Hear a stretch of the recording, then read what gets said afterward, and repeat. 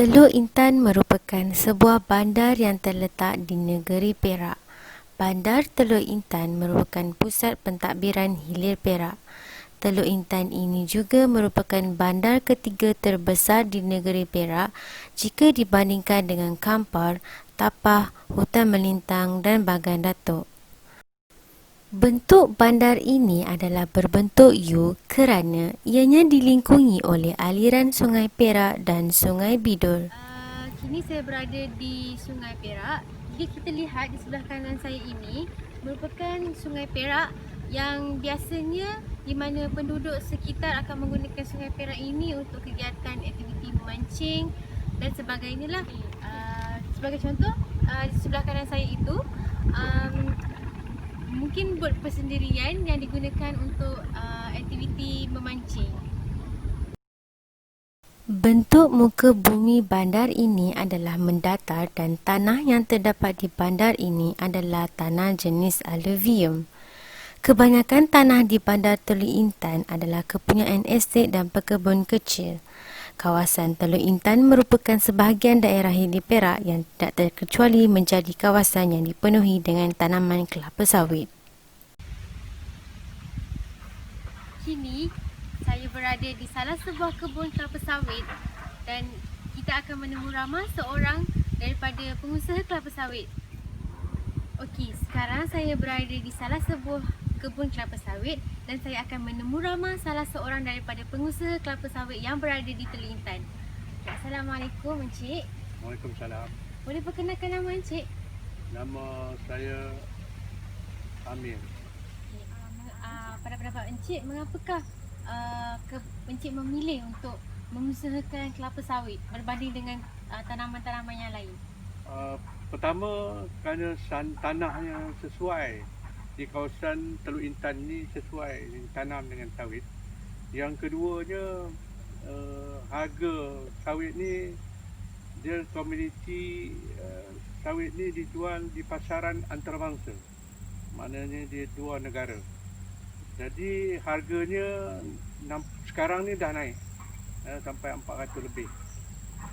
Yang ketiganya, kerana kita mengusahakan sawit ni kerana tanaman ini mudah ditanam, jadi mudah nak diambilkan harga sawit ni dan dijual di pasaran. Itu sebab kami tanam sawit ini. Okey Encik, terima kasih atas kerjasama Encik dalam menemu ramah ini.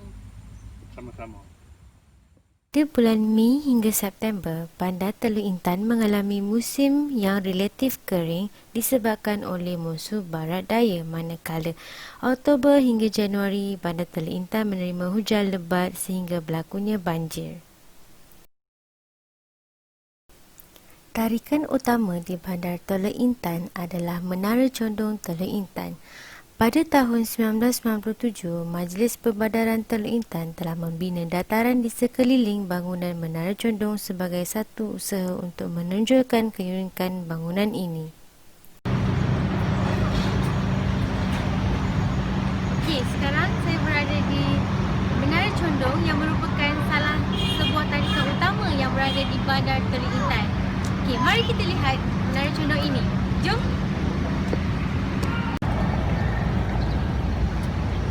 Okey, sekarang kita akan lihat dengan lebih dekat bangunan Menara Condong itu sendiri dan bandar di sekelilingnya. Inilah dia.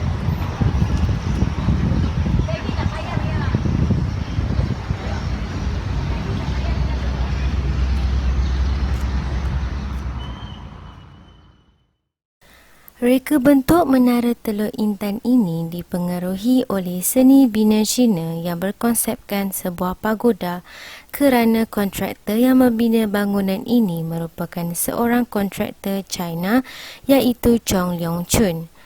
Menara ini mempunyai 3 tingkat sahaja di mana tujuan utama menara ini dibina adalah untuk meninjau kedatangan musuh dan menakung air bagi penduduk tempatan pada musim kemarau.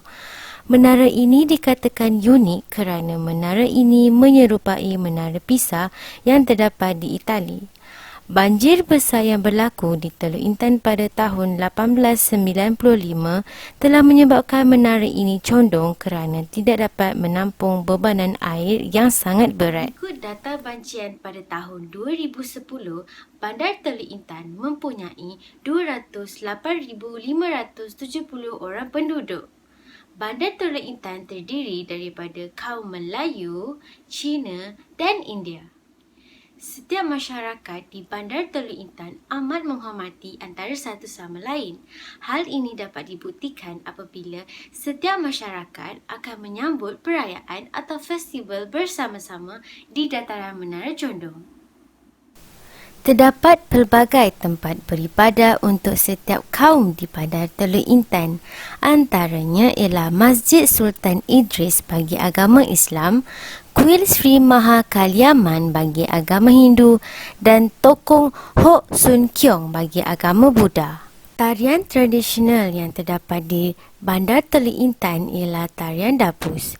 Keistimewaan tarian Dapus berbanding dengan tarian yang lain adalah tarian ini akan menggunakan senjata tajam. Tujuan utama tarian ini adalah untuk mengelakkan daripada gangguan makhluk halus atau perbuatan orang nakal yang menguji kekebalan para pemain. Kebanyakan masyarakat di Bandar Teluk Intan adalah kaum Melayu, Cina dan India. Oleh itu, kegiatan utama yang diusahakan di bandar ini adalah penanaman kelapa sawit. Hal ini demikian kerana kebanyakan tanah di Bandar Teluk Intan dimiliki oleh estet. Selain itu, tanah jenis alluvium juga merupakan faktor mengapa penduduk di sini mengusahakan penanaman kelapa sawit. Seperti sedia maklum, Bandar Teluk Intan merupakan salah satu destinasi pelancongan. Oleh itu, kebanyakan masyarakat di sini merupakan peniaga-peniaga kecil. Antara perniagaan yang diusahakan oleh mereka adalah kedai runcit, kedai makan dan lain-lain.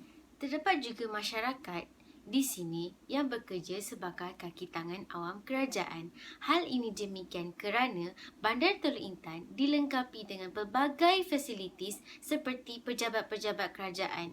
Antaranya adalah hospital, balai polis dan sekolah. Kesimpulannya, ciri-ciri fizikal dan latar belakang sosial akan mempengaruhi kegiatan ekonomi masyarakat setempat. Oleh itu, kita haruslah menghargai setiap keistimewaan yang terdapat di tempat tinggal kita sendiri.